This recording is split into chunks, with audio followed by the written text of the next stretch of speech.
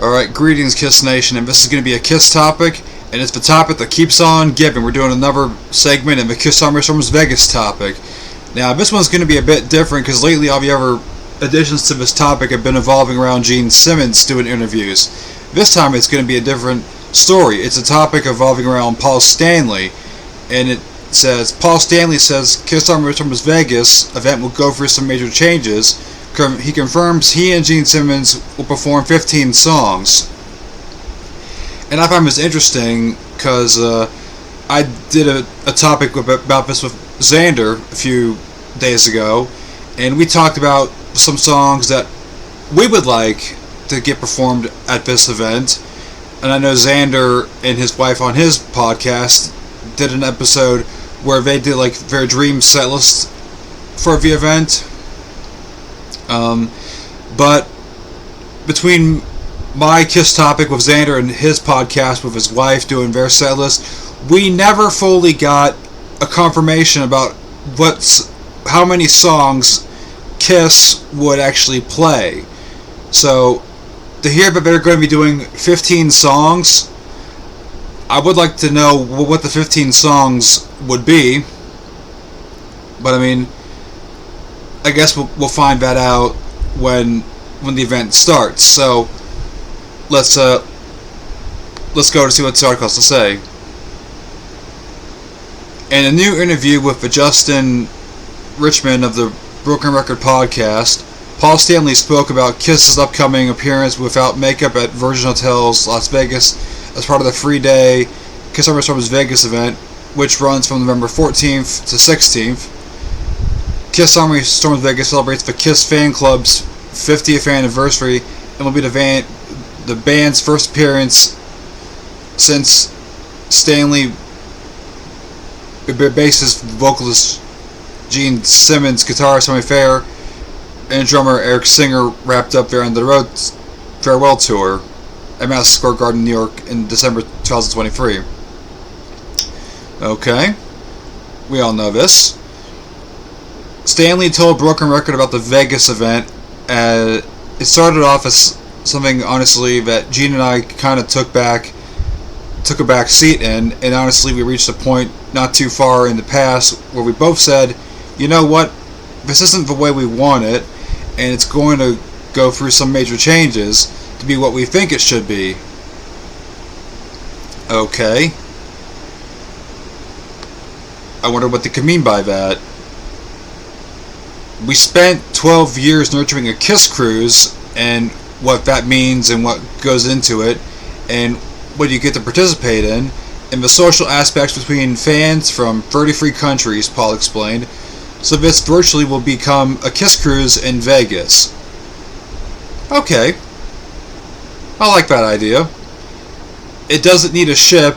It will have the familiar touchstones that people love about a Kiss cruise, whether it's bands playing, Q&As, contests, food available, good drinks, social aspects to it. Okay, I like that idea.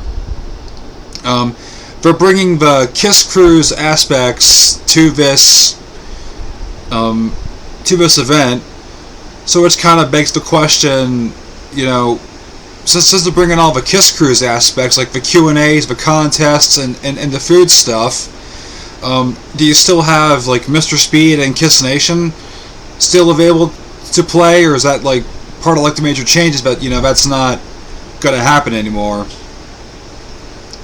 I kind of wonder about that, but maybe they're still gonna be playing, because I know it was part of the Kiss Cruise event. They still had like Kiss related bands on the ship playing, like Bruce Kulick even had Priss on board for a cruise once.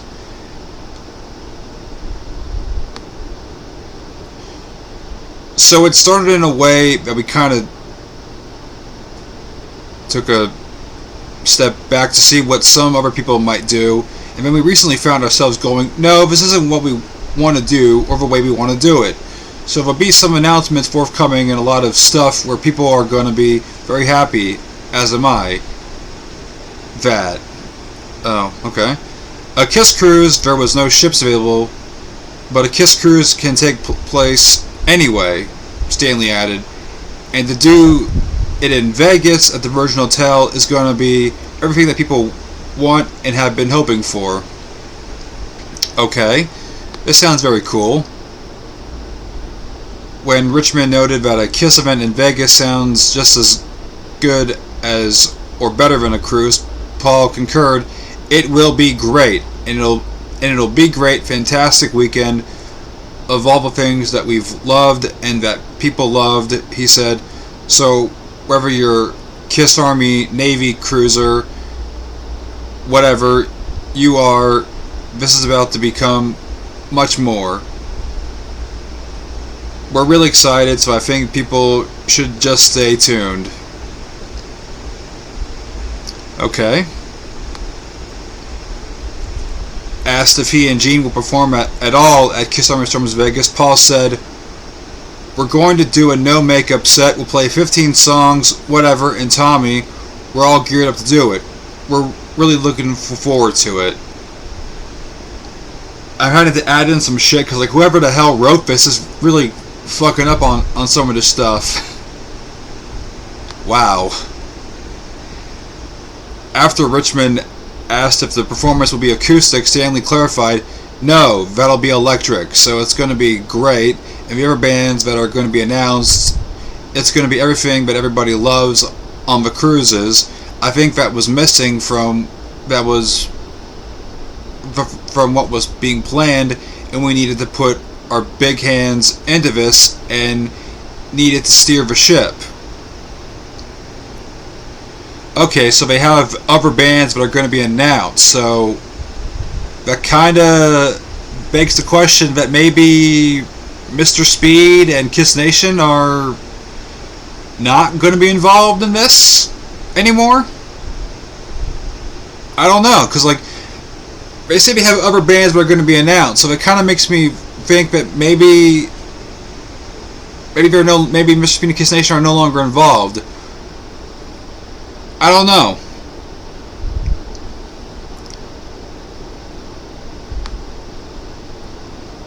Last month, Stanley was asked by the 500 with Josh Adam Myers podcast, who created the KISS Army, and when Stanley responded, the KISS Army, like the best armies, was volunteer.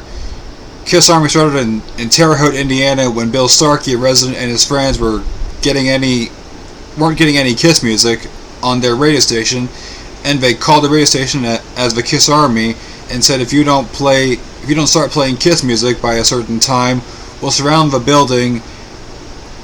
And of course everybody chuckled until they surrounded the building. So that was the start of the KISS Army. KISS Army started as not as a calculated fan club, but as an uprising of the Army.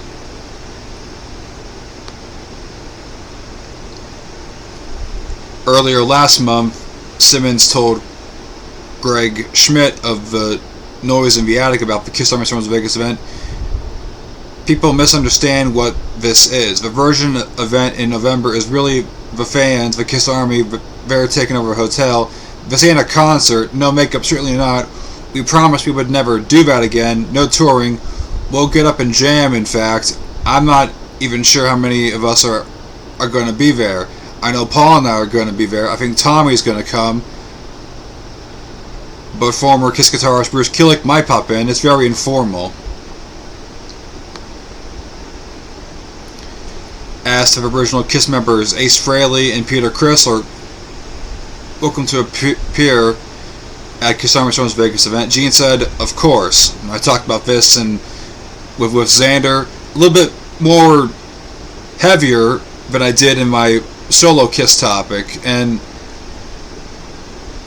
I think we kind of covered more bases on that one together than I did on my own.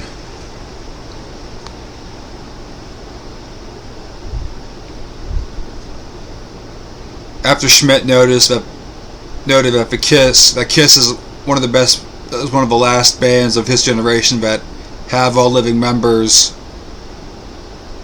and that it'd be great if somebody could really utilize that still. Someone said, "I like the way you think, but it's dreamland, my friend. That's not how life works. You can lead a horse to water, but that's all you can do." I personally invited Ace and Peter to jump up and on stage at Madison Square Garden for the final Kiss concert. Hey, why don't you invite him on the show? I did, but they said no. I want this, I want that. Well, you can't have that. We're going to celebrate the beginning. Alright. This is starting to sound like stuff that I already previously covered. So, yeah, we're going to end this right here. So, what's my opinion on Paul's interview? I probably should have stopped it there, but I wanted to see just how far Paul's stuff could go before I started repeating myself. But anyways, Paul's interview. It sounds like that Paul and Gene want to put their ideas from the Kiss Cruise, how they've been handling on the Kiss Cruise, and bring it to the Vegas event, which I like. It's pretty cool. They obviously didn't like how this other company, which the name escapes me, is handling it. But from what I liked about it is that they did get the Kiss tribute bands involved, like Mr. Speed and Kiss Nation. I thought that was pretty cool. And both me and Xander thought that move was good. But since Paul says that they have other bands and that's going to be announced later, that kind of sounds like to me that they're no longer going to be involved with this anymore. Which, in my opinion, if that's the case, that kind of sucks. I was kind of hoping to get some sort of see some form of Kiss and makeup, even though it wasn't going to be from Gene and Paul, from Rich Kosak, Shane Smith, Rich Hattery. I kind of thought that would have been cool to see, Kiss in makeup, even though it's not going to be from Gene Simmons and Paul Stanley. So that would have been cool. But if they want to go in a different direction, Gene and Paul have every right to do that. They want to make it their own, put the Kiss Cruise vibe in Vegas. That's cool. Do the Q&As like we did on the Kiss Cruise, do the contests and all that stuff. That's cool.